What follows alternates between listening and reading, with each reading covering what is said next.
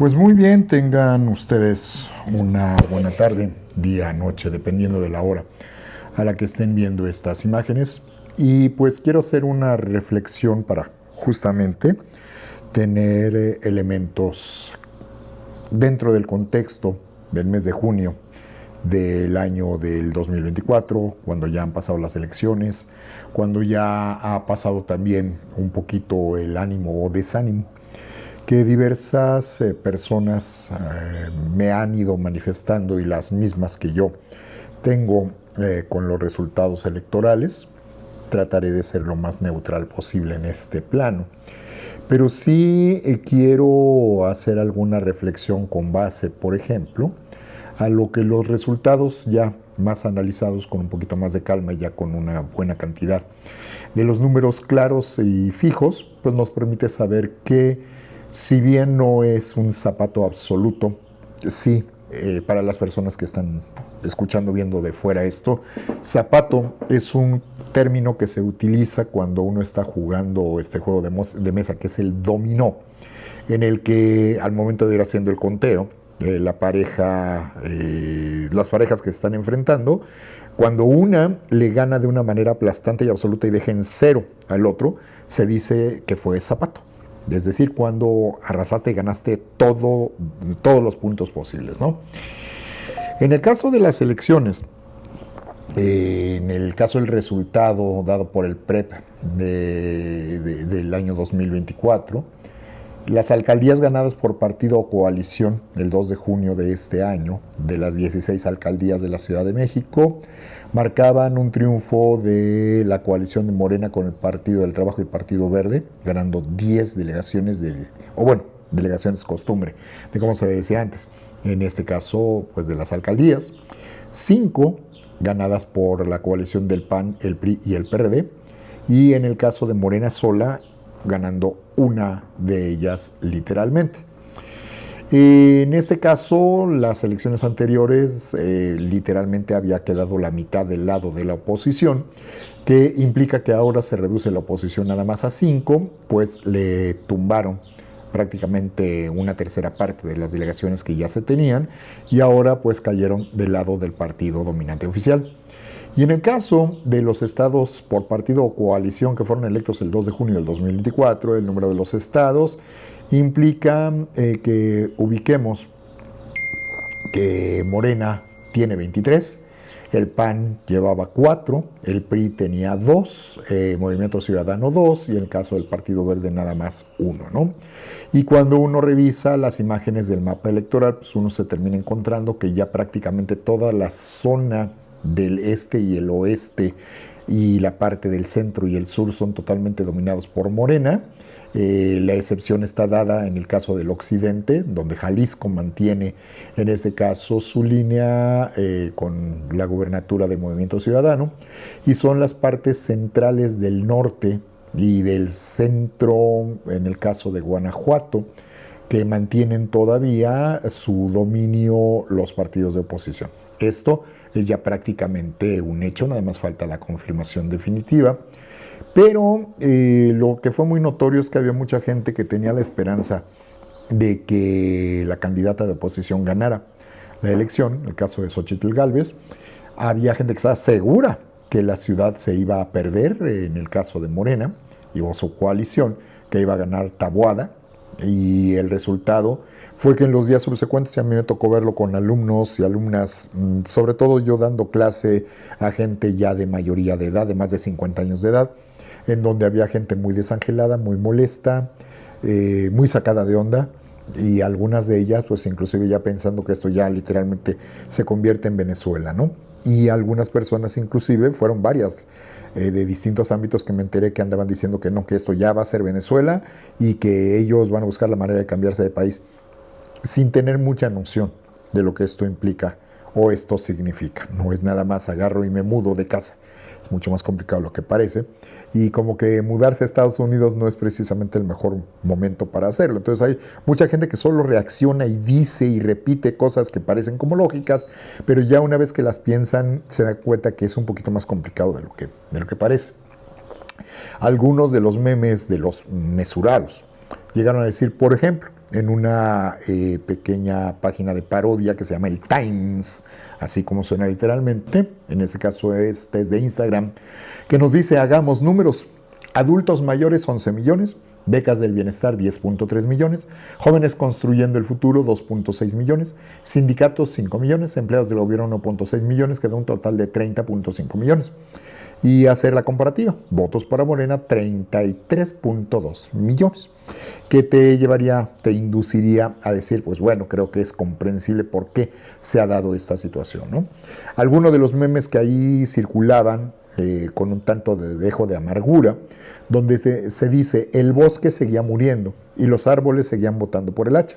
Ella era astuta, los había convencido que por tener el mango de madera era uno de ellos. Y así distintas reflexiones, pero hay algunas que a mí en lo personal me llamaron mucho más la atención por su mesura, por su análisis, por el reconocer que sí, efectivamente hay cosas que no se están haciendo bien, pero esto no es una situación que nada más les corresponda a los representantes del gobierno contemporáneo, sino que no están haciendo bien desde hace mucho tiempo. Y que cuando de repente vemos imágenes como la que tengo aquí en la pantalla, de la ola rosa que está totalmente para la defensa del Instituto Nacional Electoral, etcétera, una cosa es que defiendas al INE y otra cosa no necesariamente idéntica es que quieras votar por el partido en el poder o la oposición. O sea, puedes estar a favor del INE, pero no por ello significa que vas a votar en contra de Morena. Entonces son muchas de las cosas que nosotros debemos de tener en consideración.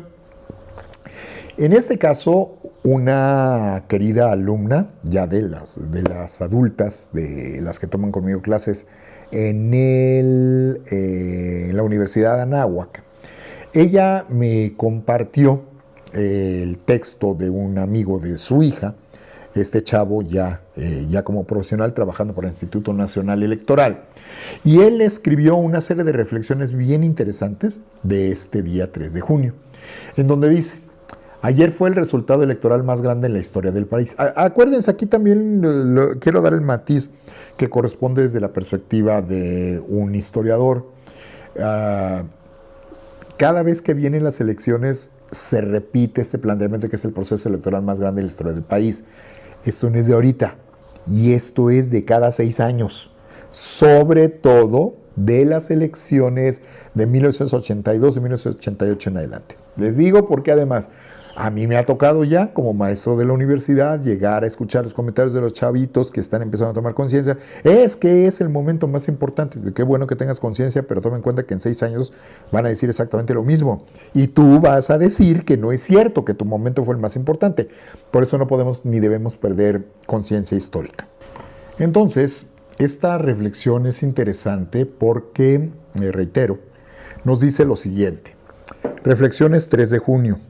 Ayer fue el proceso electoral más grande en la historia del país, una elección en la que se disputaron los siguientes cargos de elección popular: presidencia, senadurías, diputaciones y 9 gubernaturas, sin estar hablando ya de los casos más concretos y más específicos, el caso de ciertos municipios o ciertas alcaldías concretas y específicas, ¿no?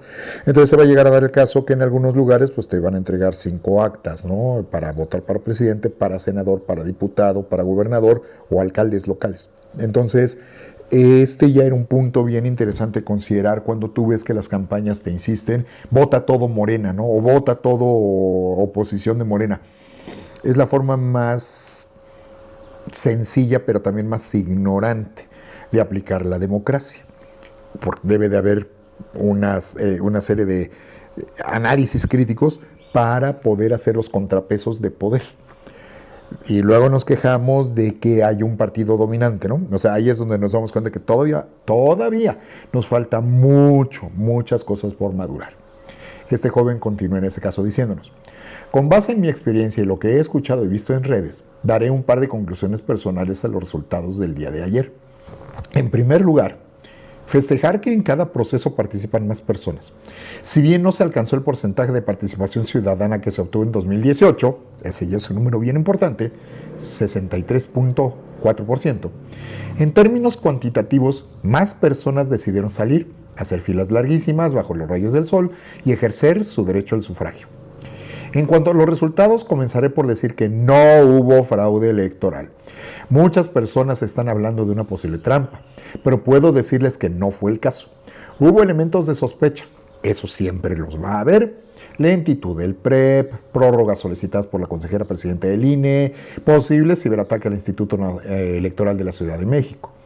No obstante, una elección en la que la diferencia del primer lugar al segundo es mayor a 20 millones de votos, solo quiere decir que la mayoría, eso es democracia, quisieron consolidar un proyecto.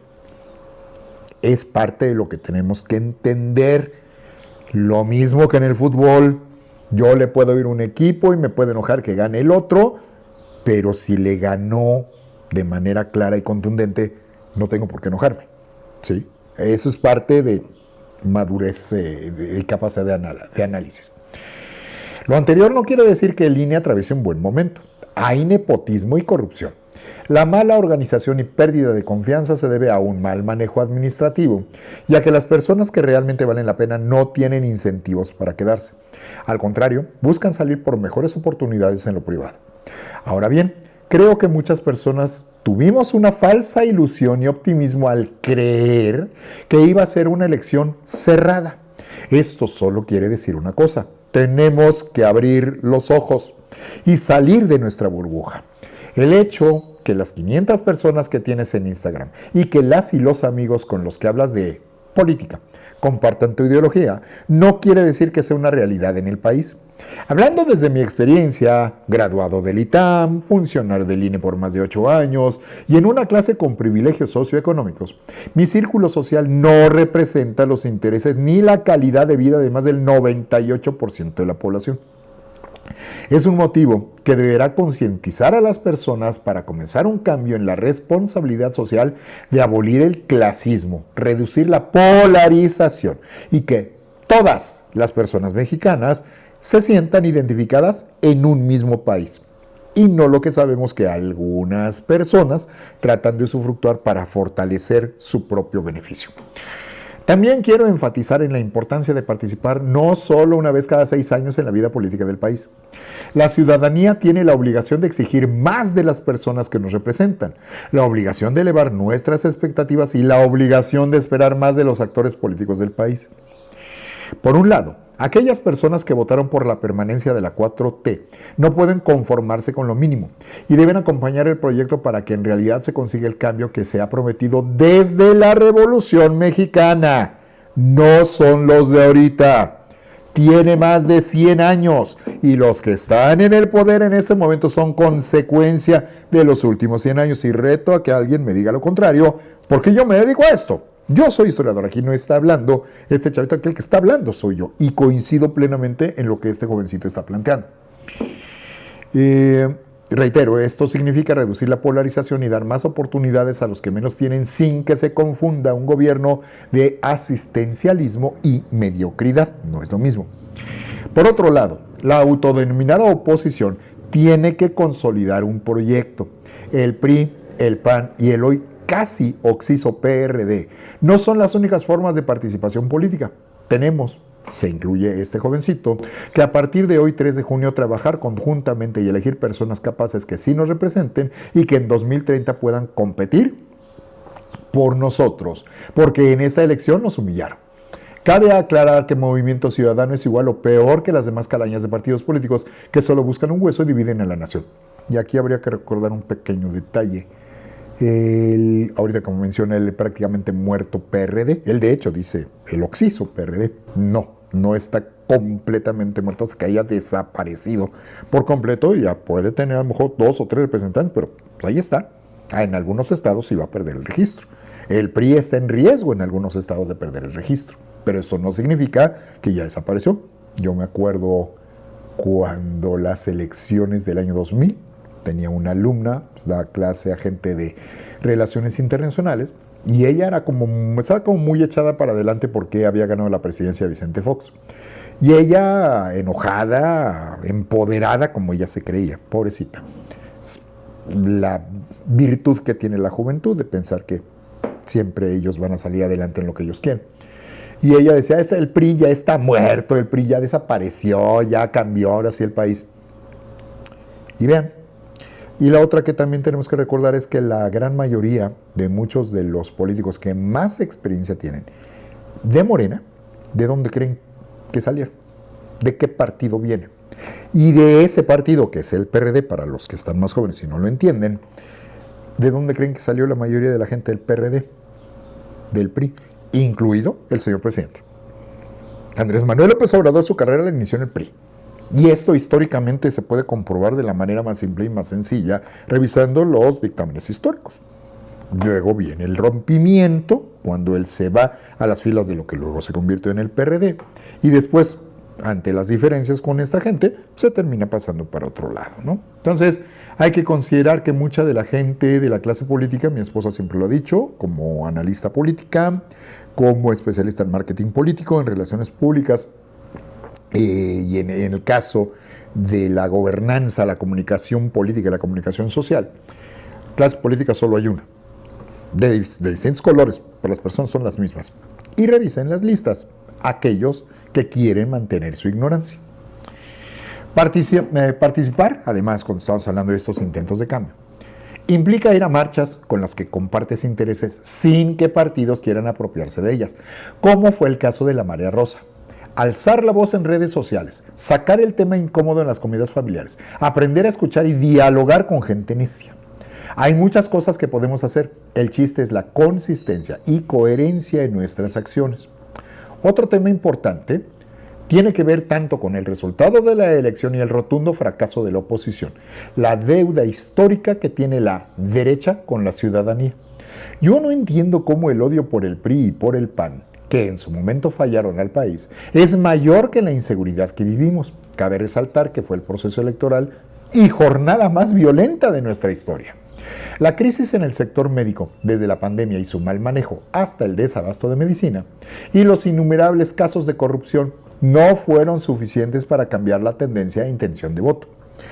Actualmente todas las personas, las que están felices de ganar y las que estamos preocupados por el resultado, tenemos que observar detenidamente que el gobierno de hoy no se transforme en lo que fue el PRI el siglo pasado. Será la presidenta, tenemos que aplaudir que es la primera mujer que nos gobernará, con más poder en la historia moderna de México, con una mayoría calificada en el Congreso de la Unión. Con ello pueden cambiar todo sin la necesidad de buscar aliados. Por ejemplo, el llamado Plan C, la reforma al Poder Judicial, reformas electorales, reformas constitucionales, con el apoyo de casi todo un país que en sus gobernaturas se pintó de guinda. Únicamente 7 entidades no serán gobernadas por Morena, y con más de 35 millones de ciudadanos que avalan el proyecto de nación. Los vencedores se quejaron mucho de la hegemonía partidista del revolucionario institucional. Esperemos no practiquen las mismas mañas que ellos. Invito a que las personas jóvenes del país vuelvan a participar más en la política del mismo.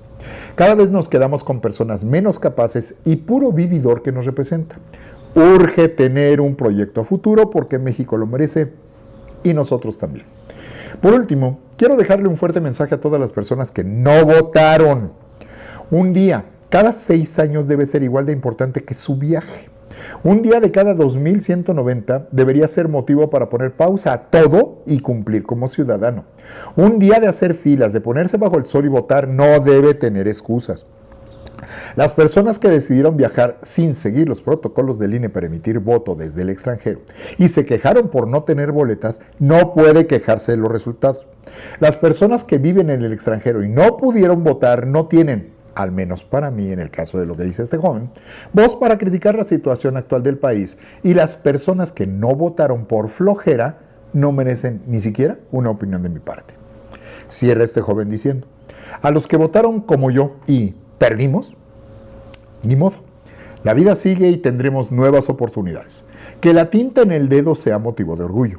En las democracias se gana y se pierde. Frente en alto, que la vida no se detiene. Esta es la reflexión, les digo, de un amigo, de una hija de una alumna, chavo que, como ustedes escucharon, salió del ITAM y lleva 8 años de estar trabajando en el Instituto Nacional Electoral. Pero también hubo otras reflexiones interesantes que quisiera yo retomar. para tratar de sanar este planteamiento. Uno de ellos es de un analista político y comunicólogo importante, a quien tengo el gusto de conocer y compartir las aulas en la Universidad Iberoamericana, que es el caso de Mario Campos. Y Mario Campos, en su reflexión que va a colocar el 5 de junio en las redes sociales, específicamente en el caso de Facebook, Mario Campos dice lo siguiente, y lo cito: entiendo la frustración de quienes deseaban y esperaban un resultado distinto. El problema es que ese desencanto se está usando para alimentar la idea de que hubo fraude. Sobre eso comparto algunas ideas. Es claro que en la elección hubo piso disparejo y varias irregularidades serias. Morena empezó la campaña años antes con opacidad en los recursos. Andrés Manuel López Obrador hizo campaña ilegal todo el tiempo desde las mañaneras. Está avalado por el propio INE, que tiene en la cabeza gente que simpatiza con ellos. Hasta ellos mismos tuvieron que poner freno a algunos de estos excesos. No se puede decir que ellos no se metieron. Eso es mentira. Y eso, por muy cerrados del cráneo que seamos, hay ciertas cosas que se tienen que reconocer. Cuando tu mejor jugador, retomando el caso del americano, o retomando el caso del béisbol, o retomando el caso del fútbol, que a veces algunas personas son las únicas alegorías que entienden, cosa que no hablan nada bien de nosotros. Cuando nuestro mejor jugador no juega bien, tienes que reconocer que no jugó bien. Que después, que no, que la lesión, que no es que estaba sobretrabajado, pero ¿jugó mal o no? Sí. ¿Y no hizo lo que tenía que hacer? No. Y eso es lo que tenemos que acabar de entender también. Es público también el uso de programas sociales. Todos vimos desde hace años el uso de los servidores de la nación, que usan los mismos colores que los promotores del voto de Morena, y la amenaza de perder apoyos fue un motor para retener votos. Dicho eso, el sistema electoral es transparente. El sistema electoral mexicano es transparente. Los votos los cuentan tus vecinos. Hay representantes de partidos. Se cuentan y se publican los resultados. Es posible checar cada una de las 170,000 actas y ver cómo se capturó en el sistema. Si bien seguro hay malas sumas, capturas inadecuadas en algunos casos, inclusive casillas zapato, es decir, todo para un partido. Nada de eso es suficiente para explicar una distancia de 30 puntos, ni los 35 millones de votos que se obtuvieron en este caso en las urnas. Repetir que hubo fraude sin ninguna prueba seria ni explicación de cómo habría ocurrido es repetir las estrategias de descalificación que tantos años hizo Andrés Manuel López Obrador y que tiene como efecto debilitar la confianza en el voto y en el sistema que hemos construido. Entonces resulta que esta elección ahora están haciendo trampa cuando durante mucho tiempo decían que los que hacían trampa eran los otros. Que yo no haya votado a favor del señor presidente no significa que entonces todo lo que él haga está mal, como tampoco significa que todo lo que haga la oposición automáticamente está bien. Esa es falta de madurez política y creo que entienden por dónde va el análisis que está haciendo en este caso Mario Campos.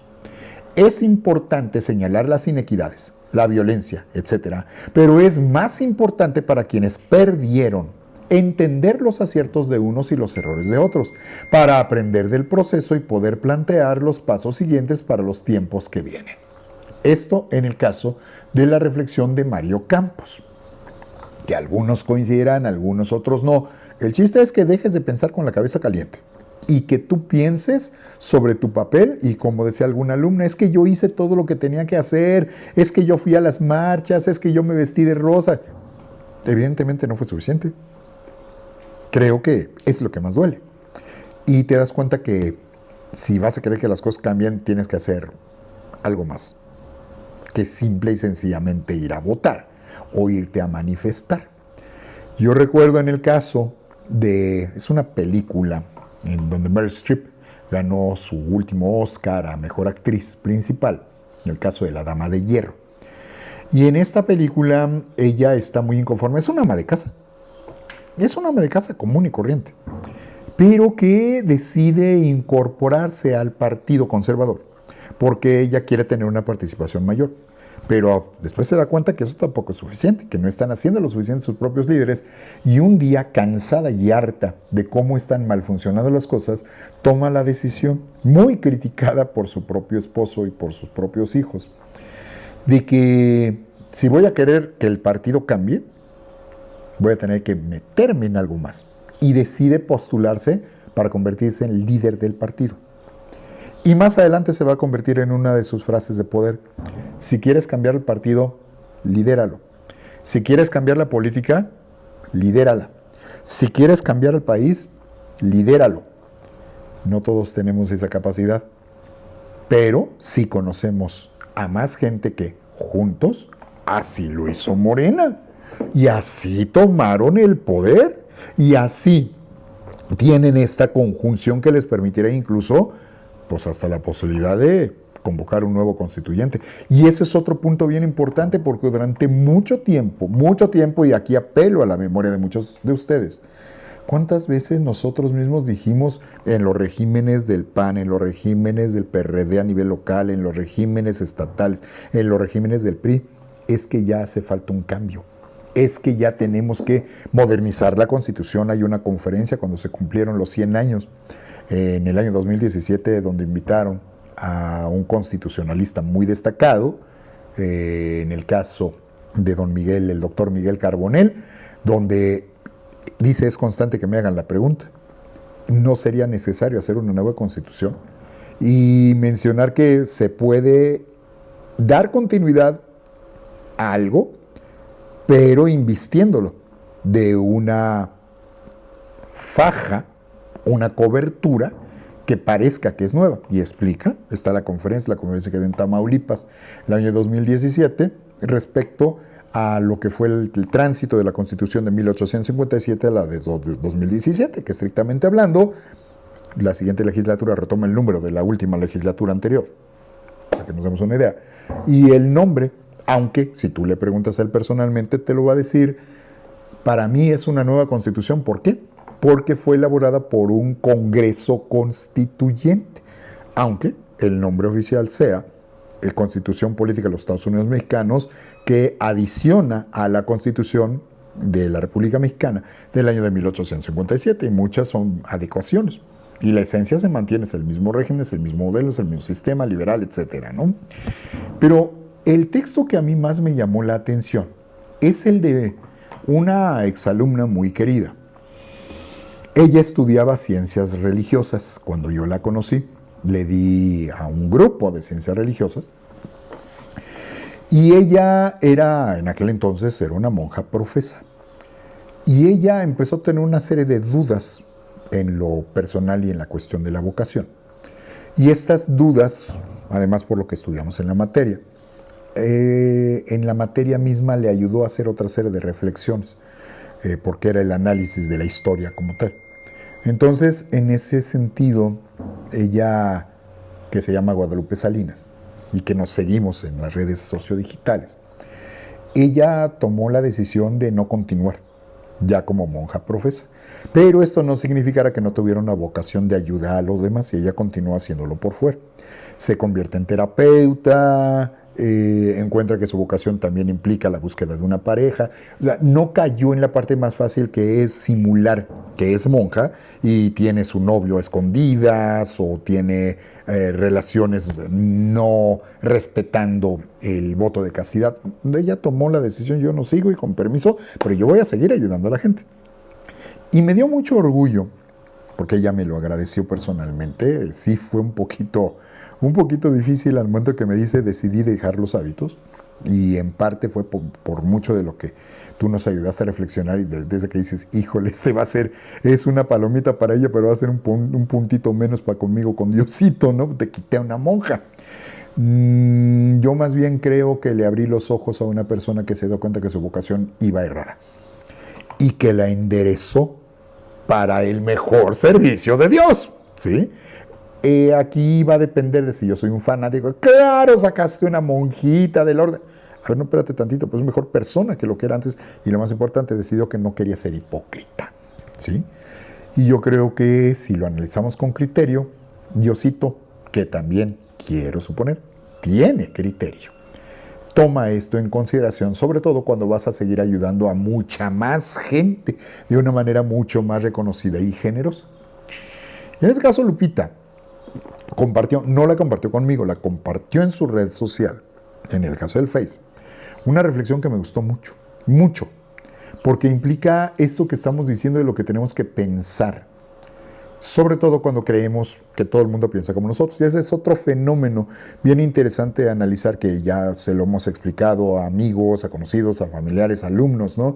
El creer que porque toda la gente que está en mis redes sociales piensa igual que yo, ¿eso qué significa? Que todo el país piensa igual que yo. No, es tu burbuja. Yo tengo 1250 seguidores y aún así no todos están de acuerdo con lo que yo digo todo el tiempo, en el caso del Face. Tengo, no sé, alrededor de 250 suscriptores en YouTube.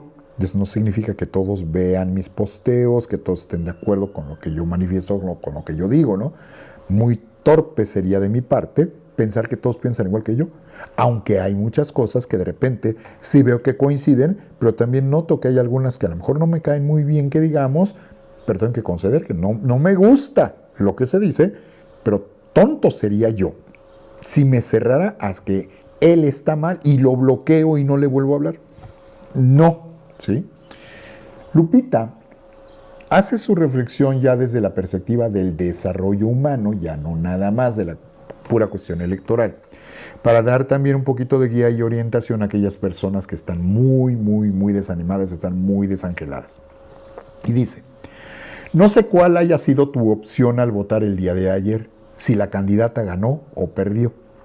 Lo importante es poner distancia. No es tu candidata, no es tu partido. No perdiste tú.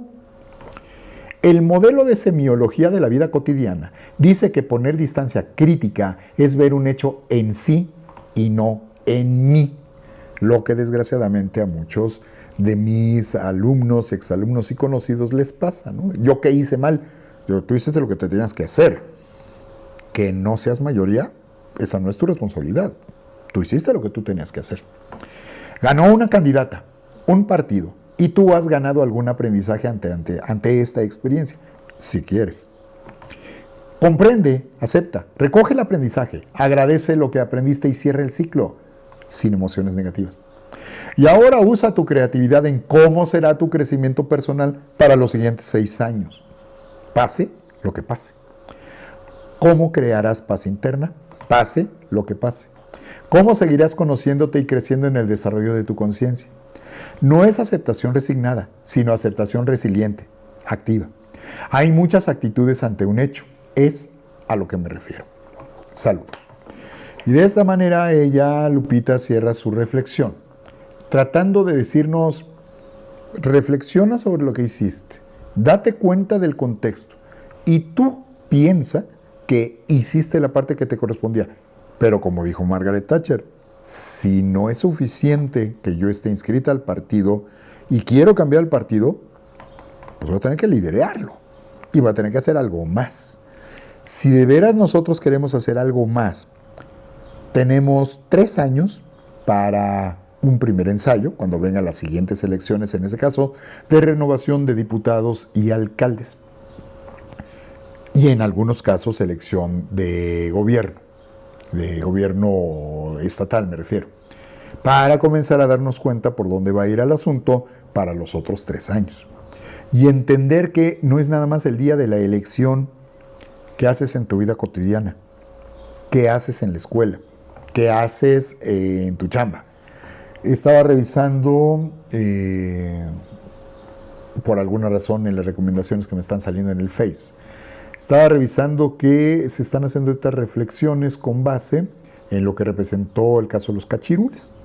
Ustedes saben cuando se demostró que los representantes de las elecciones nacionales estaban haciendo trampa, aceptando actas falsas para la obtención de los pasaportes, para que jovencitos de las elecciones sub-16, sub-20, sub-21, cadetes o las que hayan sido en su momento, en aquella época era mayoritaria y absolutamente selecciones varoniles, prácticamente todos tenían alguna modificación en sus actas. Y no solo lo sabían los jugadores, lo sabían los directivos, lo sabían los entrenadores, lo sabían los visores, Lo sabía todo el mundo. Por ahí hay una entrevista muy interesante de Antonio Moreno, que fue uno de los que develaron esto, y al que lo llegaron a acusar, el doctor Rafael del Castillo, que era el titular de la Federación Mexicana de Fútbol, se le fue a la yugular de traidor a la patria. A él y José Ramón Fernández y Carlos Albert, todos esos malditos traidores. ¿Cómo se atreven a andar revelándole a la FIFA las chuequeces que aquí se están haciendo? Pero al momento de que te pones a revisar, no está criticando que se hayan hecho chuequeces. Lo que está criticando es que los hayan echado de cabeza. Y así hay muchos casos en donde hay gente que actualmente te reconoce abiertamente, sí, pues todos éramos cachirules, inclusive nos pedían, oye, déjate el cabello más largo, oye, cuando vayan a salir a jugar, rasúrense para que se vean más chavitos, oye, y no podrías ir allá a tu pueblo, literal, no podrías ir allá a tu pueblo, a que te saquen otra acta. Y todos tenemos algún conocido, algún amigo, gente cercana o no tan cercana, que por diversas razones han modificado su acta de nacimiento por cuestiones de trabajo, por cuestiones de poder salir fuera del país. Eso no es ningún motivo de orgullo y sigue pasando. Pero el corrupto es el político, el corrupto es el presidente, el corrupto es el diputado, el corrupto es el senador. Y tú das una lana porque te dejen estacionar en un lugar prohibido. Y tú le cooperas al policía, eso siempre lo ha dicho mi esposa, ¿no? El policía no te detiene y te dice, dame dinero, porque tengo que cubrir una cuota. Nunca es así. Mis alumnos siempre me alegaban, es que estos policías que son corruptos, a ver, ¿a quién han detenido de aquí? No, pues a mí, 3, 4, 5, ¿no? Y cuando te detuvieron, ¿por qué te detuvieron? No, pues es que me pasé el alto. No, pues es que venía muy rápido y ya se me había hecho tarde para un examen. No, pues es que me trepé sobre las líneas, ¿no? Entonces quiere decir que sí hiciste algo indebido. Sí, pero es que él me pidió dinero. A ver, no, un momento. Cuando te detuvieron, ¿qué te dijo? Párese, joven, deme 500 pesos. No, bueno, no me lo pidieron así. A ver, no. ¿Llegó y te lo pidió directamente? No, es que hay otras formas. ¿Cuáles son esas otras formas? No, mire, señorita, es que, híjole, le voy a tener que detener el carro, le voy a tener que quitar la placa. Y la respuesta debería de ser, póngame mi multa o ni modo, llévese mi carro, llame a la grúa. ¿Por qué no lo hiciste? Pues es que ya se me había hecho tarde. Eso no es justificación. Cuando nosotros nos encontramos ese tipo de situaciones y resulta que el corrupto es el gobierno, no. Tenemos que hacer una reflexión mucho más fuerte y mucho más intensa y entender además que seamos de los estados, que seamos de la República Mexicana, todos juntos ya, pero que vengamos de distintos estados. El que yo sea de Chihuahua, del Estado de México, de Yucatán, de Chiapas, eso no me hace mejor que los demás. Esta imagen que tenemos ahorita aquí del Chicharito, ¿no? Cuando fue el famoso 7-0 que Chile le metió a México. Y desde el momento de decirlo, Chile le metió a México un 7-0. Le metieron. Entonces ahí sí, yo no le entro porque yo no jugué. Sí, es malditos mediocres, ¿no? Echar la culpa de todo a Enrique Peña Nieto, este corrupto, hijo de su qué barbaridad. Y si es corrupto y hay pruebas, ¿por qué no se le ha detenido? En algo que tendría que ser en automático. En las épocas de los virreyes era en automático, era de oficio. Termina el periodo de un gobernante y se abría en automático una investigación para que si hay acusaciones, hay pruebas, va para adentro.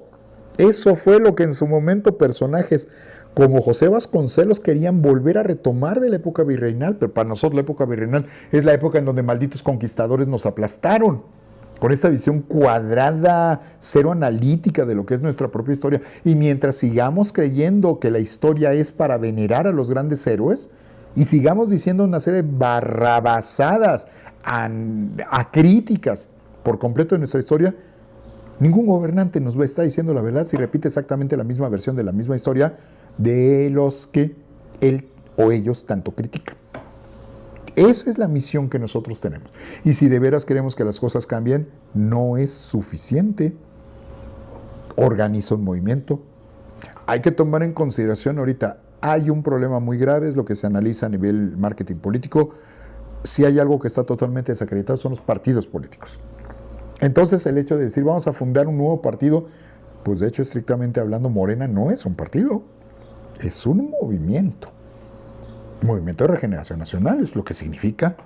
Andrés Manuel en ese sentido no fue nada tonto. ¿Por qué? Porque la gente, él entendió a lo largo de los últimos más de 20 años que la gente ya no confía en los partidos, que los partidos han perdido poder, que los partidos han perdido fuerza.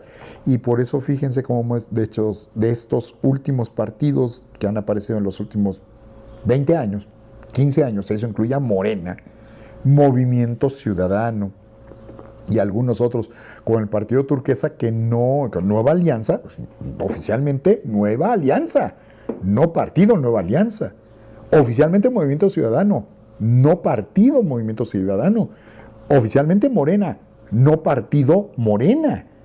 Ellos han entendido que hay que encontrar la manera de sentir que la gente participa más en algo que, contrario a lo que a muchos de nosotros nos enseñaron antes, la importancia que tenían los partidos, actualmente ya no la tiene y la gente desconfía de lo que son y representan estos partidos. Por lo tanto, hay que darnos cuenta que a lo mejor algunos podrán decir que voy a fundar mi propio partido, pero el hecho de que lo llames así, ya de entrada va a haber gente que va a decir yo no le quiero entrar porque los partidos políticos no sirven para nada, ¿sí? ¿Qué es lo que hay que hacer entonces? Y tomar en consideración que también estos movimientos, y esto lo llegó a decir el señor presidente en su momento en una entrevista radial que le hicieron, oiga, y si en algún momento Morena se saliera del camino de lo que usted está indicando, lo dijo con toda la tranquilidad del mundo, si Morena pierde el camino, me salgo y fundo otro movimiento. O sea, hay que entender que desgraciadamente el sentido antes de los valores que te marcaba una acción nacional o el acta fundacional de lo que representó en su momento un partido de la Revolución Democrática o el sentido que se le fue construyendo al Partido Nacional Revolucionario, que luego se ajustó a Partido de la Revolución Mexicana cuando se deshicieron del líder que ya les estorbaba, cuando se adecuaron a los nuevos tiempos, en el caso del Partido Revolucionario Institucional. El problema es que los partidos se anquilosaron. Y podrá tener mucho orgullo decir que el PRI va hacia sus 100 años, pues como va, no va a llegar. ¿Por qué? Por lo que ha pasado en los últimos 40. No por lo que ha pasado desde hace 100. Y sobre todo lo que ha pasado en los últimos 20. Pero también esto habla muy mal de una ciudadanía que, no entendiendo, no interesándose, cuando me conviene, los apoyo.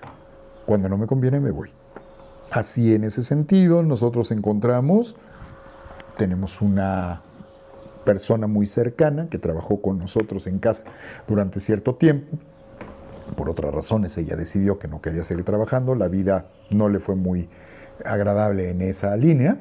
Y hace poquito nos acabamos de enterar, es una persona que tiene discapacidad visual, es una persona que no tiene estudios, es una persona que fue abandonada, fue golpeada, fue maltratada por su pareja, que fue cuestionada por sus hijos, le quitaron sus ahorros, etc.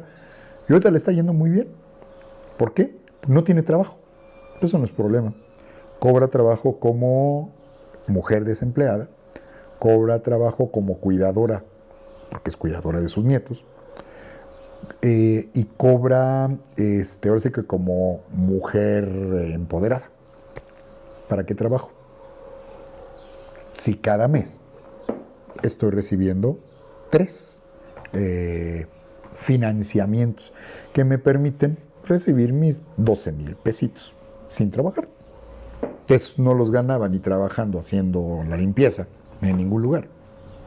Entonces creo que son de estas cosas que sí te tienen que poner a pensar, y es en donde el primer texto que les leí, el de los números del Times, ¿no? Adultos mayores 11 millones, becas del bienestar 10 millones, jóvenes construyendo el futuro casi 3 millones, sindicatos 5 y empleos de gobierno 1.8.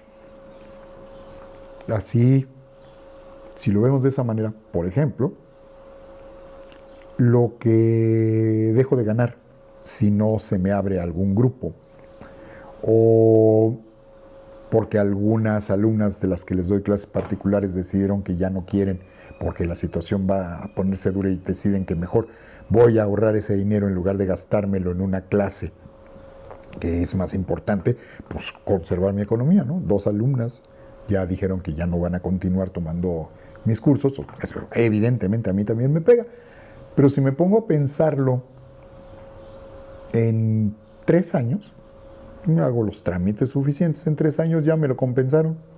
¿Por qué? porque voy a cumplir 60. Y al momento de que yo cumpla 60, pues entonces ya voy a calificar como adulto mayor, ¿verdad? Por lo tanto, yo voy a recibir, si quieren, no tanto, pero ese dinerito, ¿por qué me voy a quejar, no? Si de repente yo llegara, Dios no lo quiere, a tener algún problema con la enfermedad, yo tengo diabetes mellitus tipo 2, y llegar a tener alguna dificultad mayor, pues en ese caso voy y me acredito como persona enferma, y pues voy a recibir también mi compensación, ¿no? Y son de esas cosas que dices, eso, qué fácil, qué fácil. Cuando a mí, ahora sí que en mi casa me enseñaron que uno puede ganarse lo que quiera, pero trabajando, siendo honesto y sobre todo siendo decente. La película La hoguera de las vanidades, todo el mundo se la pasa pisando callos y todo el mundo se ve reflejado en una situación donde hay un personaje al que lo están quemando vivo socialmente, ¿no? Y toda la gente pide venganza y casi piden su sacrificio. En el caso de Sherman McCoy, el personaje que encarna Tom Hanks. Y el día que se hace el juicio, pues se revelan todas las marranadas que están haciendo todos. Y la única persona decente en la corte es el juez. Es Morgan Freeman, de hecho.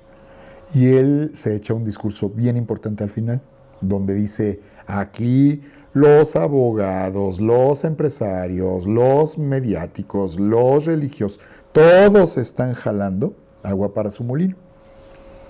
Y a todos se les olvida, a todos se les olvida aquello que nos enseñaron nuestras abuelas: ser decentes. Lo único que yo les puedo decir a ustedes es, sean decentes. ¿Y qué es la decencia? Es aquello que nos enseñaron en la casa, es aquello que nos enseñaron nuestras abuelas.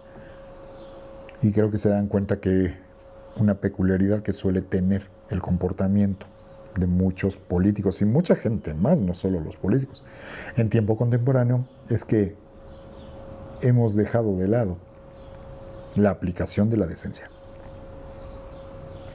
¿Qué vamos a hacer? Depende de nosotros.